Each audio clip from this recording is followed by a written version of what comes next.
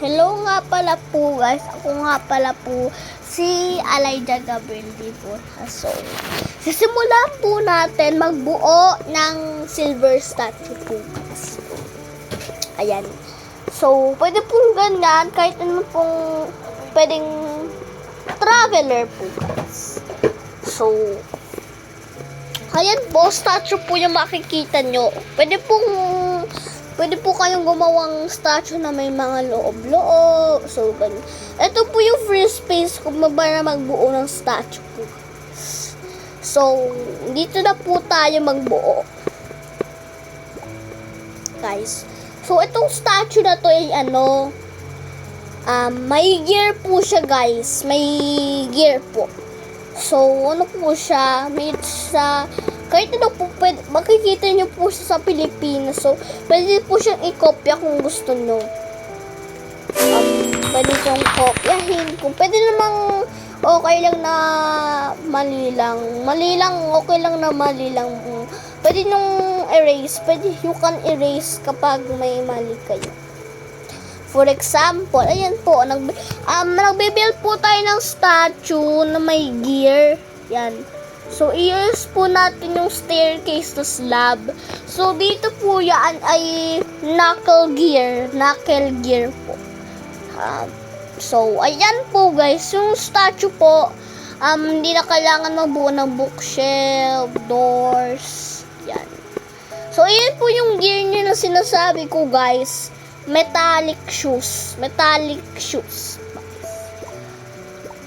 So, meron tayong slab, nagagawa ng belt dyan.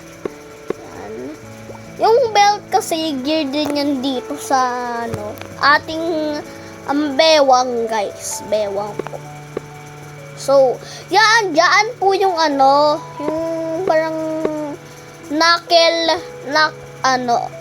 arms.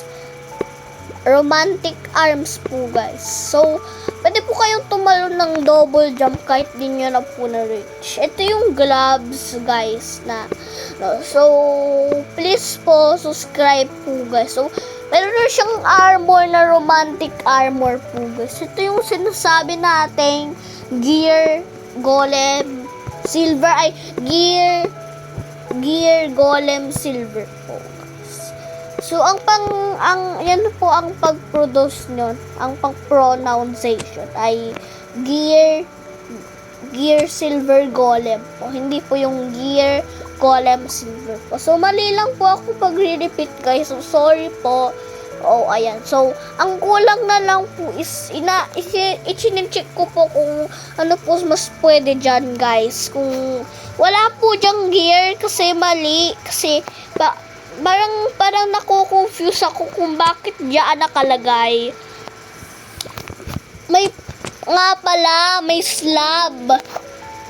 May slab kasi. Yung slab kasi, parang siyang nilalagay sa taas. Kasi, ganun yun guys. Parang kadali-dali lang mag-build ng statue. Kung gusto nyo hard, yes, you can do hard.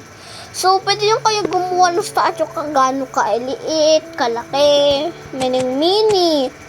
Basta po, pwede yung gawin nyo ng gear para na mas maganda pa. So, ayun yung hand niya. Yung may gloves po, guys. So, that's all, guys. So, yung head na lang po na may gearing tayo. So, kailangan lang natin ng glass pane para mas makita yung buong mata niya. Okay, guys. So, kailangan lang natin ng glass. Mga glass mare po kung paano mag-build ng statue. So, kung gusto nyo, pwede po dyang ilagay silver block. Kung wala po silver block, sige yan na lang po guys, para kamukhang silver. Kasi, silver din siya eh. Tingnan mo guys, makikita nyo guys. Ayan na yung belt niya o yung may size dito. Ayan. Tapos, pwede yung lagyan ng glass. Ayan o. Makikita nyo guys, ayan o. Ayan o. Makikita nyo yung name dyan ng mga knuckle. Yun yung knuckle hat.